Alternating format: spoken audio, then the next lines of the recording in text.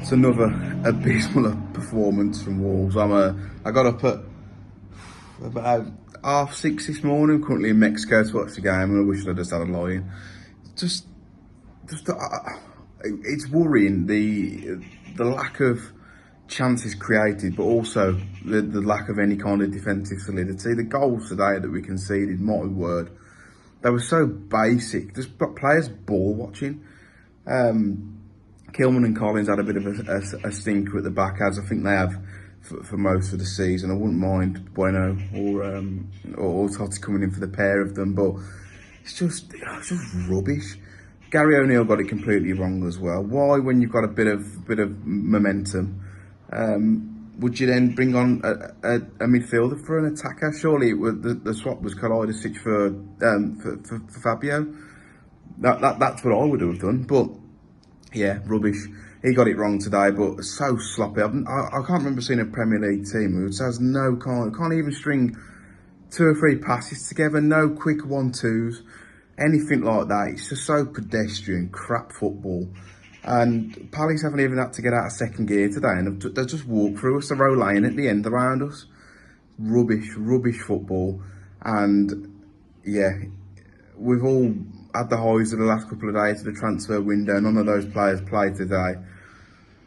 But he's got a massive job on his hands, Gary O'Neill. I've seen a few people on Twitter already giving him loads and loads of stick. But this is the problem when nobody really wanted him here in the first place. When Wolves go for adversity, fans aren't going to give him patience that he needs. So, yeah, horrific game of football. Awful performance. Defensively rubbish. Offensively even worse. And same old story for Wolverhampton Wanderers.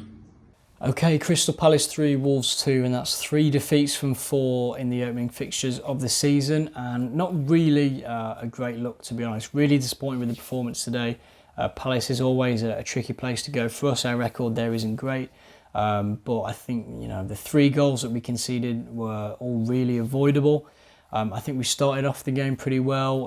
The first half and the second half we started well. Good forward pressing, winning the ball back well. I thought Lamina and Gomez were particularly impressive at winning the ball back. I think a lot of the issues came from us in possession, too slow, not really that creative enough from wide areas. I thought Sarabia again looked like he's really struggling with the physicality. I don't think he has the physical attributes to be a winger. He's more of a number 10 really. I think he would suit a more central position. He's just not built to be a Premier League winger. He's not pacey, he's not strong. And I think that Cunha and Silva were really isolated. The way we were playing wasn't suiting them. We kept getting the ball out wide and trying to whip it in. That's just not how Silva and Cunha play. They like to link up. They like quick interchanges. They like runs in behind. So you're kind of playing in a style of play that doesn't suit the strikers we have. And then when you're playing 2 midfielders in Gomez and Lamina that are basically there to be stoppers and win the ball back and just keep the ball ticking, there's not really much creativity coming from that central area. And you could see that gap between the midfield and the forward line was really an issue for us. And then the problem is that you just got to rely on the defence to try and at least keep that clean sheet. And for the first half, it looked like it was going to work despite Jose Sar's mistake gifting Palace a chance. Excellent defending by Kilman, but second half it's like you almost we just forgot how to defend. All 3 goals really avoidable. I thought Kilman and Dawson were too passive, and I think the fullbacks weren't aggressive enough to stop crosses, and that was causing us so many issues. I think one of Wolves' biggest issues is defending crosses across the face of box. And we didn't do that again today, and most of our goals came from just long balls not being contested well enough. I mean, Kilman for the second and third goals has to do better. I think the first goal you can blame Dawson and Kilman. Dawson, kind of just watching the ball, and that's kind of the theme really, is for all 3 goals. You can see Wolves have got about 3 or 4 players around the player who scored, and yet no one's making a tackle. Really disappointing. I suppose some positives. Neto, 2 assists. That's 3 assists in 2 games for him now. So he's, in good form, and that can only bode well for us. I thought again the game management was poor, bringing on Boubacar Traore for Silva when we just scored to make it 1-1. Really strange decision, and Gary O'Neill has to improve that. Just a lot of things that went wrong today. Defence was way too passive. no real communication, no real leadership. Worrying signs, really. But hopefully, when the new guys come in and they integrate, things can start to pick up and we can get a bit more momentum. I've got no idea what to call that performance. I know we've scored 2 goals, but one of them is absolute garbage time goal that doesn't mean anything because Palace had stopped playing, and the other one I feel Hwang is quite lucky for it to come off his shoulder and into the back of the net. We created pretty much 0 chances from open play, bar the last minute header, which again they'd stopped playing, so it doesn't really matter. Yeah, I was really disappointed with the whole performance today. It feels like we are a burger at a festival that's been left out for too long. Like, it's stale. There's meat inside in the middle. Like, it's okay in the middle because it's a frozen burger, but the bread is moldy and both sides of the attack and defense. You know where I'm going with this? Basically, we're all right in midfield, but we're shit going forward and we're shit at the back. Kilman couldn't stop anything at all. Lost his man for the first goal for a simple run across the near post from, let's be honest, a pretty average striker. Odsonne Edouard's not set the league alight since he's come here, and he's made Odsonne Edouard today look like Harry Kane. So, and the same when Jean-Philippe Mateta came on as well for the third goal. They're just both standing there watching, Dawson and Kilman. Both fullbacks today didn't offer any width or any attack going forward. Just start Doherty and start Hugo Bueno. Rayan Aït-Nouri will only play well in a big game against the Big Six. I've noticed this. He doesn't give a shit when it's a team that we have a chance of beating. He only cares when we're the underdog. So for me, Hugo Bueno needs to be starting over him when we play against these teams. And for me, Doherty is just one of the best finishers at the club, apparently, besides Hwang. So for me, those two need to start. Semedo's not really offering anything going forward, and he's all right defensively. So yeah, that needs to happen. Fabio Silva, I don't want to slate him too much because he gets too much stick, but he offered pretty much nothing today. Again, sloppy in some touches, didn't really make the right runs as a number 9. Started the press very well, and we obviously lost that a little bit when Boubacar came on for him, which opened the game up more for Palace, I feel, to play out from the back. But it's not good enough from him, and I think we should probably be starting Sasha when he gets fully fit immediately. I know we've given him the number 9 shirt, and it's a great confidence, but I'm sick of seeing him put it top bins in training and then not be able to control the ball in a match. Neto looked all right. He was the only one that I think off the forward line that can come out with a little bit of credit. Sarabia was good against Blackpool, but again struggles with the physicality of the Premier League. He looks better in the number 10 role, but we don't really have that because we're starting Cunha as well as Fabio as well. So there's not enough room to fit everybody in, and O'Neill needs to find the solutions very quickly.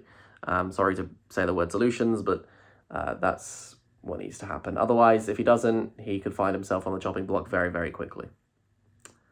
And the fixtures don't get any easier, but thank God for the international break to forget about all this. Fantastic.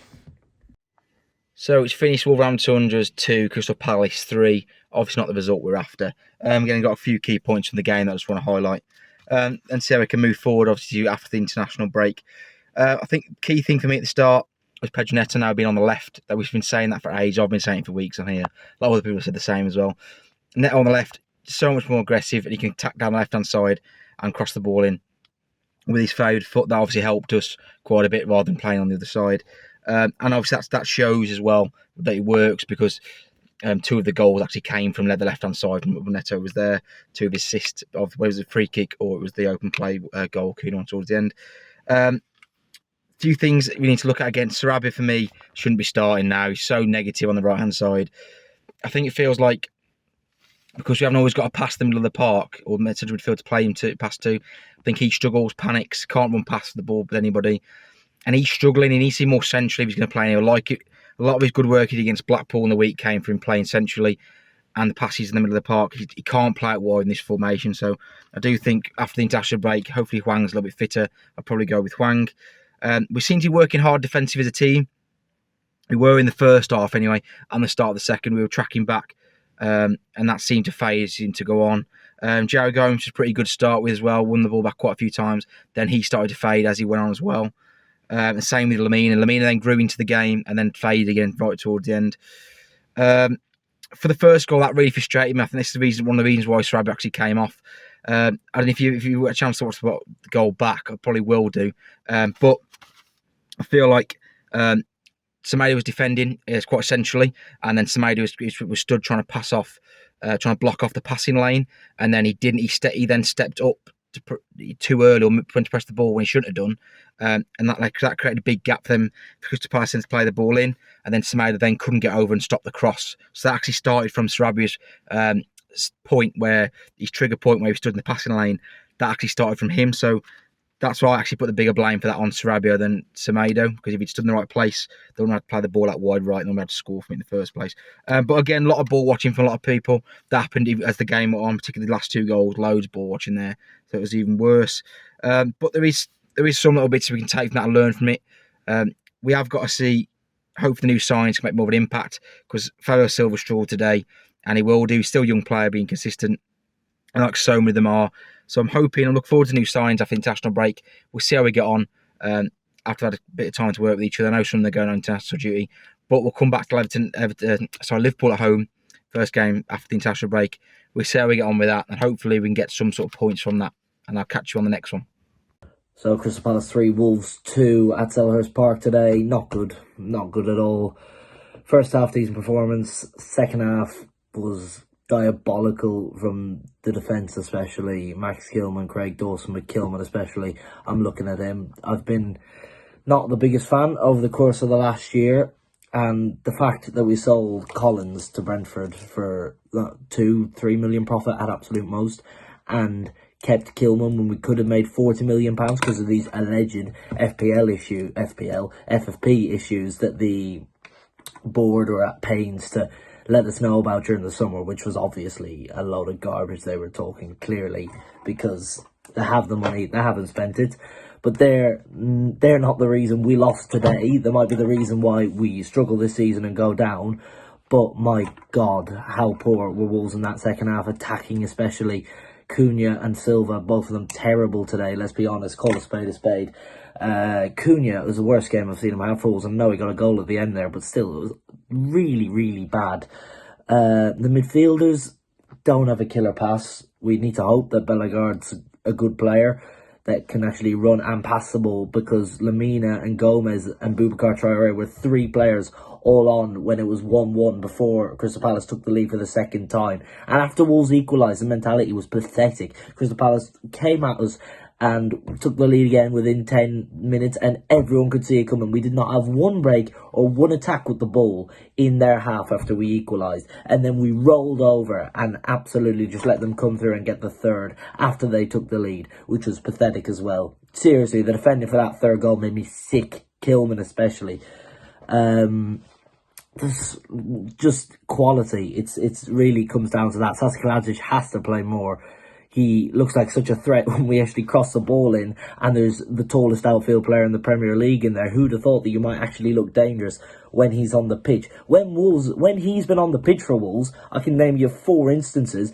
Look, the first half against Southampton, his first game last season, Wolves winning a half-time winning. He came on at Man United 10 minutes ago. We were robbed of a penalty where he was smacked in the face. Effective. He came on at Everton, got 10 minutes, got the winner. He came on today, and we won after he came on, I think. So, and like, he's just presence around the place. He's a man to hit, and like, I know we have to manage his minutes, but I really am confident that he can be the man to get a few goals for us this season. We've already scored 4 goals from 4 games, which is like dizzy heights for Wolves, considering how poor they were putting the ball in the back of the net last season. But it was a defence today that absolutely let us down. Like we said, we need to add Bellegarde into that midfield, and hopefully he can carry the ball and run with it and actually find a pass. Sarabia was so poor today. Hwang did well when he came on, got his goal, but okay. Nesso 2 assists, but wasn't great. Let Joel Ward pocket him. like throughout the whole match. As I mentioned before, Cunha and Silva were both very below par. Ignori didn't have his best game. No Wolves player really covered themselves in glory today, and that's why we've lost. Really, I don't blame O'Neill for taking Silva off and bringing Boubacar Traoré, as a few might, because we were getting overrun at the time. But that substitute didn't seem to really affect the pattern of the game, because Crystal Palace kept coming forward and attacking us. And after we equalised and they started coming forward, they only looked like there was going to be one winner, and it was them. They did deserve to beat us. They have quality. It was a tough away match, but we have lost at the end of the day. Liverpool after the international break. It's going to be a long wait till then, and then Luton in between Liverpool and Man City. Got to win at Luton.